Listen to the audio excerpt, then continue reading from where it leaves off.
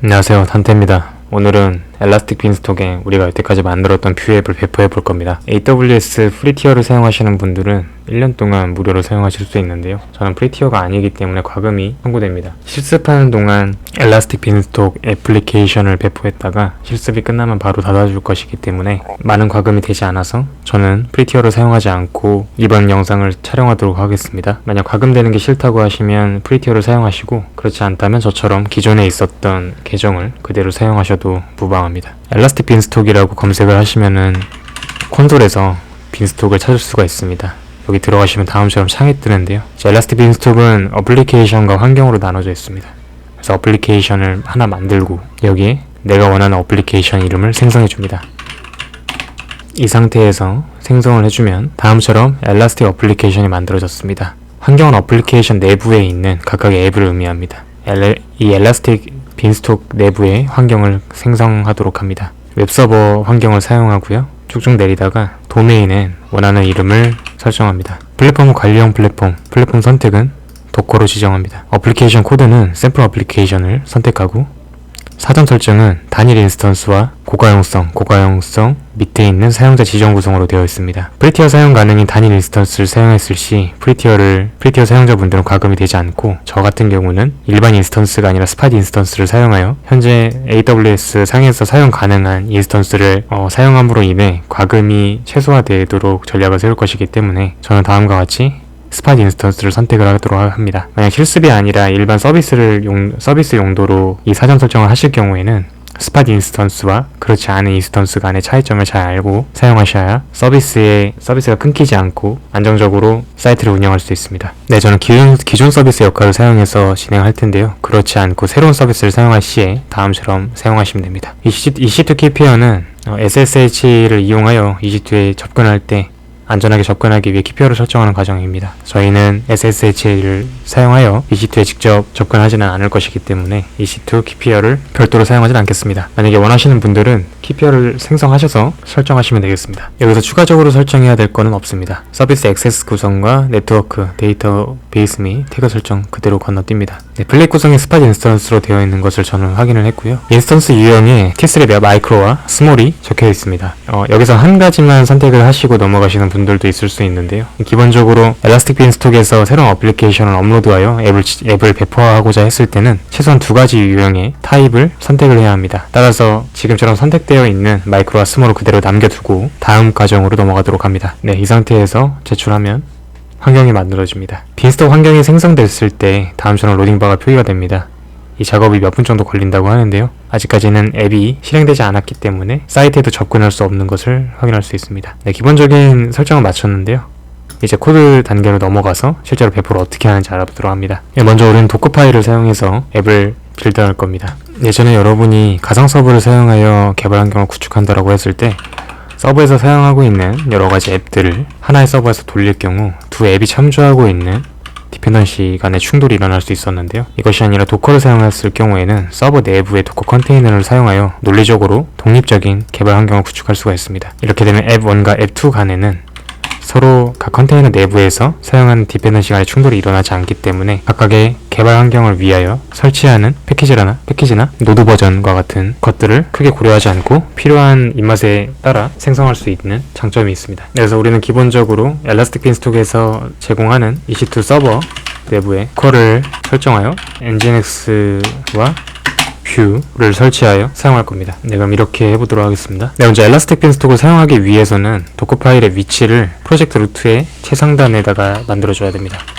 기존에 도커 파일을 이미 사용해보신 경험이 있는 분들이라면 이 도커 파일의 위치를 루트가 아니라 디플로이와 같은 폴더를 만들어서 그 내부에 배포와 관련된 파일들을 몰아넣는 경우가 많으실 텐데요. 엘라스틱 빈스톡의 특성상 도커 파일은 프로젝트 루트 위에 있어야지 엘라스틱 빈스톡이 정상적으로 도커 컨테이너를 실행할 수 있습니다. Node.js 18 버전의 알파인 이미지를 가져와서 빌드라는 이름의 스테이지로 만들었습니다. 이것은 나중에 아래에서 빌드라고 하는 스테이지를 직접 가져다가 사용하게끔 하기 위해 이 빌드 스테이지를 만든 것이고요. 이 워킹 디렉토리는 컨테이너 내부에서 우리가 어떤 경로에서 작업할지를 말해주는 내용입니다. 그리고 패키지 JSON과 패키지락 JSON을 저희 로컬 환경에서 가지고 와서 도커 컨테이너에 이 IR팀 앱 경로에 복사를 합니다. 그 후 npm 인스톨을 통해 패키지.json에 있는 디펜던시를 설치를 합니다. 디펜던시가 여기까지 됐으면 설치가 됐고 노드 모듈 수가 이 경로에 생성이 됐을 겁니다. 그리고 나서 저희가 디펜던시가 아닌 다른 src라든가 앱 구동에 필요한 작성했었던 코드들을 워킹 디렉토리 내부로 가지고 옵니다. 그 후에 npm 빌드를 통해 번들링된 파일을 만듭니다. 여기까지 했을 경우 디스트 폴더가 도커 컨테이너 내부에 생성되게 됩니다. 엔진엑스 스테이블 버전의 알파인 이미지를 가져와서 프로덕션이라고 하는 스테이지 이름으로 명명합니다. 빌드 스테이지를 가리키는 copy from 명령어를 사용하여 앞에서 가지고 왔었던 이 빌드 과정을 가리킵니다. 그리고 워킹 디렉토리에 있었던 디스트 폴더를 가지고 프로덕션 스테이지 내부에 있는 유저 쉐어 엔진엑스 웹 경로에다가 복사합니다. 엔진엑스 컴프 파일을 엔진엑스 설정 파일이 있는 디폴트 컨프에 복사합니다. 그리고 이 엔진엑스를 컨테이너 80 포트로 익스포즈 시킵니다. 최종적으로 익스포즈가 다 된 후에 엔진엑스의 명령어를 사용하여 데몬 오프 명령어를 사용해 백그라운드 상에서 엔진엑스를 실행시키도록 합니다. 제가 설명한 것과 코드 작성된 것을 보시면 도커를 모르시는 분들이 맨 처음에 봤을 때 당황스러우실 수 있는데요. 기본적으로 카피 명령어의 이 스페이스를 기반으로 두 가지 경로가 나눠져 있는데, 첫 번째 엔진엑스 컴프는 로컬 환경에서 있는 엔진엑스 컴프, 이 두 번째는 도커 컨테이너 경로를 가리키는 겁니다. 근데 지금 로컬 환경에서 가리키고 있는 엔진엑스 컴프 파일이 없잖아요. 그래서 루트에서 엔진엑스 컴프 파일을 만들어 주도록 합니다.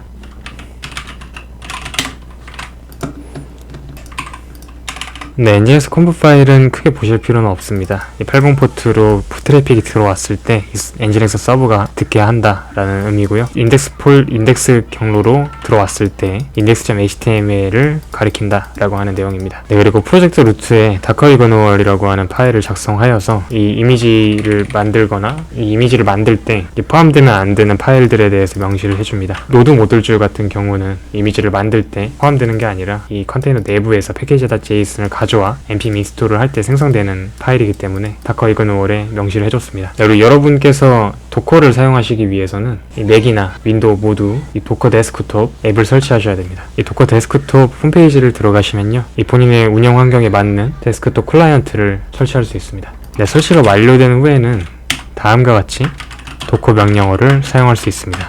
우리가 지금 뷰3 마스터 코스 루트 경로에서 다음과 같은 도커 빌드 명령어를 입력했을 때 이 경로 내부에 있는 도커 파일을 자동적으로 가리킵니다. 그리고 이렇게 만들어진 도커 이미지에 태그 이름을 붙일 수 있는데 채널이라고 지어볼게요. 그리고 이렇게 도커 명령어가 실행될 경로를 현재 경로로 지정을 해줍니다. 네, 그럼 다음처럼 도커가 이미지를 만드는데요. 실제로 이러한 과정들이 엘라스틱 빈스톡에서 만들어지는 서버 컨테이너 내부에서 생성될 겁니다. 네, 그래서 이미지까지 잘 만들어지는 것을 확인했습니다. 이러한 과정을 이제 엘라스틱 빈스톡에 이루어지게끔 해야 되는데요. 엘라스틱 빈스톡은 기본적으로 이렇게 우리가 프로젝트에 만들었었던 소스 파일을 GitHub에 코드 전체를 올리는 것처럼 만들어진 파일들 전부를 하나의 zip 파일로 만들어서 엘라스틱 빈스톡에 업로드하는 형식으로 배포가 이루어집니다. zip 명령어를 사용해야 되는데요. 미리 스크립트를 짜놨습니다. 그래서 빈스톡 뷰.zip이라고 하는 zip 파일을 만들 거고, 이렇게 생성되는 zip 파일에는 노드 모듈 수와 디스트 폴더는 제거하도록 명령어를 만들어 놨습니다. 그래서 프로젝트 루트에 있는 zip project sh라고 하는 스크립트 파일을 만드시고 다음처럼 명령어를 붙이시고요. 스크립트 파일은 현재 경로에서 스크립트 파일 이름을 입력하면은 프로그램이 실행돼야 되는데, 이 해당 파일에는 지금 현재 실행시킬 수 있는 권한이 없으므로 chmod 755 명령어를 사용해 실행 권한을 부여합니다. 다시 입력하면 zip 파일이 정상적으로 만들어지는지 확인할 수 있는데요. 정상적으로 만들어졌을 때 다음처럼 빈스톡 뷰.zip이라고 하는 파일이 프로젝트 루트에 만들어지는 것을 확인할 수 있습니다. 그래서 지금 상태가 OK로 바뀌었네요. 저희가 코드를 작성하는 동안. 그래서 도메인도 이렇게 정상적으로 만들어졌는데요. 자동적으로 만들어지는 이 도메인을 들어가시면, 제가 맨 처음에 환경을 만들 때 샘플 코드를 기반으로 만들어 달라고 요청했기 때문에 기본적으로 엘라스틱 빈스톡을 만들었을 때 제공하는 페이지가 뜨는 것을 확인할 수 있습니다.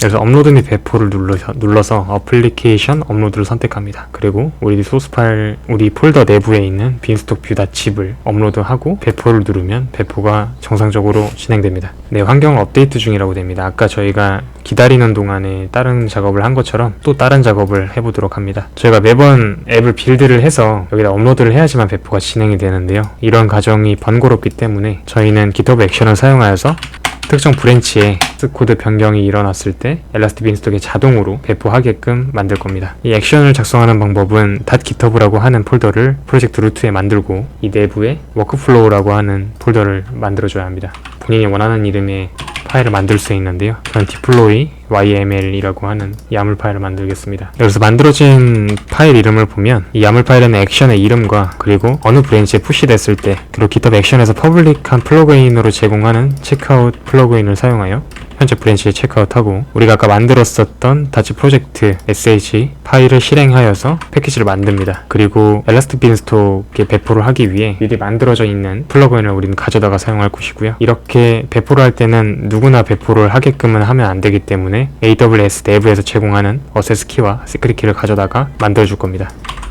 그리고 어플리케이션 네임과 environment name은 저희가 environment name과 어플리케이션 이름을 여기 만들어 줬었는데요. 여기에 있는 이름들을 각각 가져다가 사용하시면 됩니다.